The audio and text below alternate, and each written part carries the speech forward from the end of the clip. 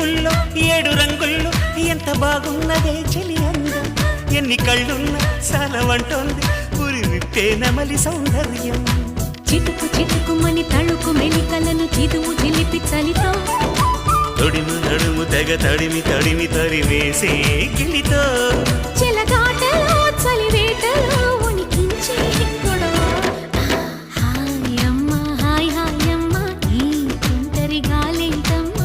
నిలువెల్లు గిల్లుతోందమ్మా దాయమ్మ దాయమ్మ నా ఒళ్ళు దాక్కువమ్మ